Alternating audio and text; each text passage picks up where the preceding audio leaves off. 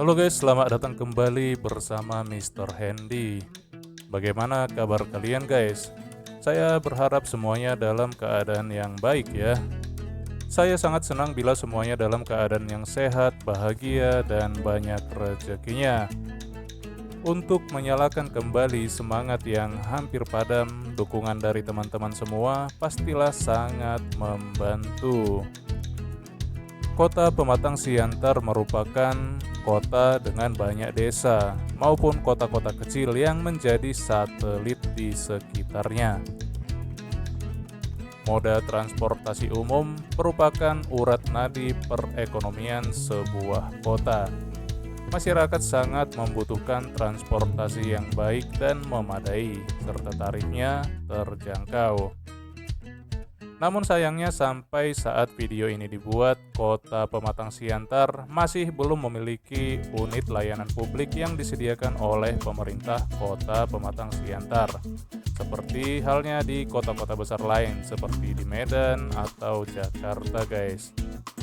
Sejak dulu sampai sekarang, tulang punggung transportasi di Kota Pematang Siantar masih 100% ditopang oleh pengusaha swasta yang hanya mampu menyediakan moda transportasi jenis mopen atau angkot dengan kapasitas 10-15 penumpang.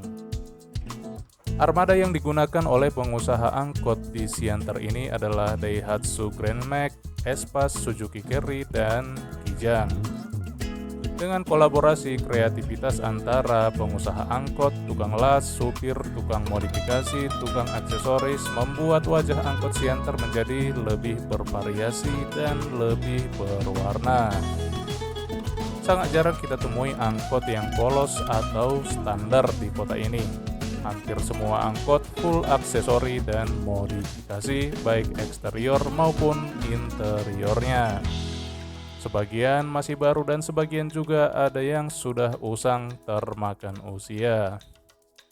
Tarif angkot di kota ini sangat murah meriah, mulai dari Rp5.000 hingga Rp15.000 sekali jalan, tergantung jarak tempuh dan juga jurusan angkot yang dinaiki.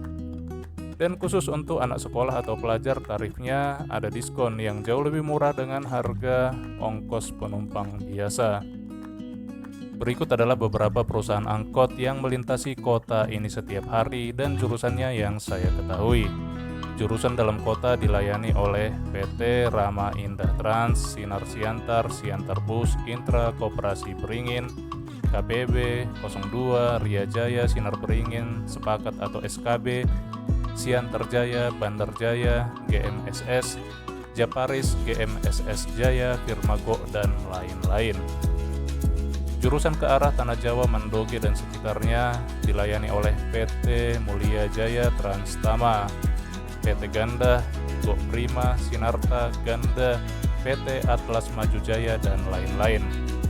Jurusan ke arah perdagangan diantaranya adalah PT Putra Serigala, Sinar Bangun, Perdagangan Trans, Sinar Murni, dan Firma Serigala. Jurusan ke arah tebing tinggi dilayani oleh PT Tebing Tinggi Bersejarah atau TTB. Jurusan ke arah Serbelawan dan sekitarnya dilayani oleh firma PMS. Jurusan Sidamanik dan sekitarnya dilayani oleh Beringin Indah dan PT Simarjarunjung Jet Trans. Jurusan Tiga Ras via Panetongah dilayani oleh PT Citra Anak Simalungun, PT Parisma Jaya Trans, PT Simarjarunjung Jet Trans, dan lain-lain. Jurusan Panetonga Bagadu Simantin dilayani oleh Kilis Trans, PT Putra Bagadu Trans, PT Putra Gok, Firma Gok, dan Gok Prima. Jurusan ke arah Raya dan sekitarnya dilayani oleh PT Sinar Tani Transport, PT Marombodo Mulani Trans, PT Kawan Bokas Trans, dan lain-lain. Jurusan Tiga Dolo, Tiga Bolon, Pondobulu, dan sekitarnya dilayani oleh PT Sinar Murni dan PT Persada Trans. Itulah nama-nama perusahaan angkot yang saya ketahui guys. Apabila masih ada perusahaan angkot yang belum saya sebutkan, bisa dilengkapi di kolom komentar. Dari sekian banyak perusahaan itu, manakah yang menjadi favorit kalian, Ces? Jika di antara penonton ada yang berminat menjadi pengusaha ataupun supir angkot di Siantar ini, berikut adalah rincian pemasukan dan pengeluaran di tahun 2025 ini. Untuk setoran angkot bervariasi antara Rp120.000 hingga Rp150.000 per hari, tergantung jenis angkot dan jurusan, serta kondisi angkotnya. Kalau untuk pengeluarannya banyak juga, seperti uang kantor, uang komisi, dan lain-lain yang harus dibayar setiap hari juga. Dan tentu saja harus ada biaya perawatan armada yang jumlahnya agak banyak juga. Dan untuk pengeluaran tahunannya ada perpanjangan KIR, pajak, dan lain-lain. Sisi positif dari banyaknya angkot di Siantar ini adalah sebagai berikut. 1. Tersedianya transportasi publik yang aman dan memadai, nyaman dan terjangkau tarifnya bagi seluruh lapisan masyarakat. Terbukanya lapangan kerja bagi ribuan supir angkot dan sumber setoran bagi pengusaha angkot serta agen-agen atau calon pencari sewa yang mencari rezeki dari transportasi ini. Angkot mendukung beberapa jenis usaha yang ada di kota ini seperti bengkel, penjual aksesoris, dan lain-lain. Sisi negatif dari banyaknya angkot yang beroperasi di kota Pematang Siantar ini diantaranya adalah 1. Pengemudi angkot kadang kurang disiplin dalam berlalu lintas dengan berbagai alasan seperti kejar setoran lah, sewa yang naik atau turun di sebarang tempat lah, dan lain-lain.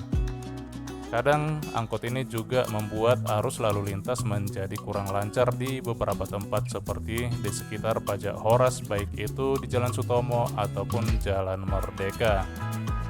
Yang kedua, sebagian stasiun atau pangkalan angkot berada di tepi jalan raya sehingga membuat beberapa jalan menjadi agak kurang lancar gitu, dan mereka juga parkirnya di sembarang tempat gitu guys. Yang terakhir, saran untuk pemerintah kota sebagai pembuat aturan di kota ini. Alangkah lebih baiknya bila pemerintah membuat sebuah tempat atau terminal khusus untuk angkot yang berada di lokasi yang strategis. Seperti misalnya mengaktifkan kembali ex-terminal bus Sukadame yang sekarang masih terbengkalai. Kan sayang gitu aja. Bisa jadi sumber PAD itu sebenarnya. Demikianlah konten singkat mengenai angkot Siantar ini. Semoga bermanfaat dan sampai jumpa lagi di episode berikutnya. Maju terus dunia transportasi Indonesia, khususnya kota Siantar ini. Horas Habonaron Dobona, Horas, maju ajua, dan Bravo Bismania Indonesia. Wow.